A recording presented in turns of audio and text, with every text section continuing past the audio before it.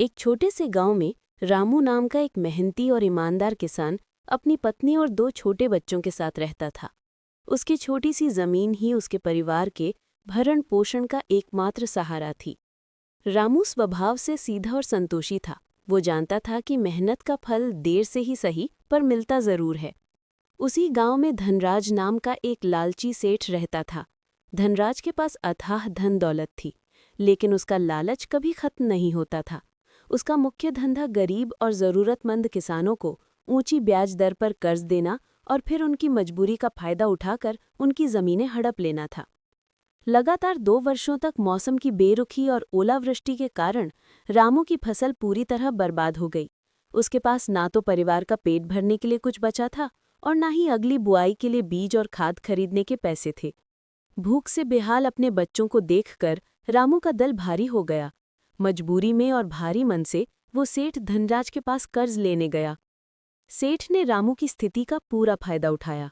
उसने रामू की खेती वाली 2 बीघा उपजाऊ जमीन को गिरवी रखवाया और एक कठोर शर्त वाला कर्जनामा तैयार किया। शर्त यह थी कि अगर रामू 1 वर्ष के भीतर कर्ज और उसका भारी ब्याज नहीं चुका पाया तो उसकी जमीन बिना किसी मुआवजे के सेठ की हो जाएगी। रामू के पास कोई विकल्प नहीं था, इसलिए उसने दुखी मन से कागजात पर अंगूठा लगा दिया। उस वर्ष रामू ने दिन रात एक कर दिया। वो सुबह से शाम तक अपने खेतों में खून पसीना बहाता रहा। उसकी मेहनत रंग लाई और प्रकृति ने भी उसका साथ दिया। उस साल गांव में रामू के खेत में सोने जैसी फसल लहलहाई। रामू बहुत खुश था। अब वो आसानी से कर्ज चुका सकता था और अपनी जमीन वापस पा सकता था। जैसे ही फसल कटने और बाजार में जाने का समय आया, सेठ धनराज को रामू की अच्छी फसल की खबर मिली। सेठ का लालच चरम पर पहुंच गया। उसने सोचा, अगर इसने कर्ज चुका दिया तो ये इतनी उपजाऊ जमीन मेरे हाथ से निकल जाएगी। सेठ ने अपनी चाल चली। वो जानबूझकर रामू से मुलाकात करने से कतराने लगा।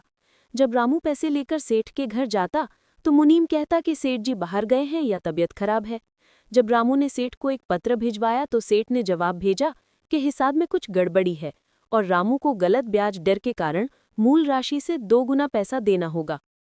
रामू समझ गया कि सेठ उसे धोखा दे रहा है और जानबूझकर उसे कर्ज चुकाने के निर्धारित समय से वंचित करना चाहता है ताकि वो जमीन हड़प सके।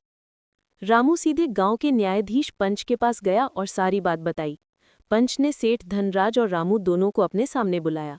सेठ ने बड़े आत्मविश्वास के साथ कहा, मालिक, रामू ने समय पर कर्ज नहीं चुकाया है, इसलिए नियम के अनुसार जमीन अब मेरी हुई। रही बात पैसों की तो मैंने लेने से मना नहीं किया, ये खुद ही देर करता रहा। तब न्यायाधीश ने रामू और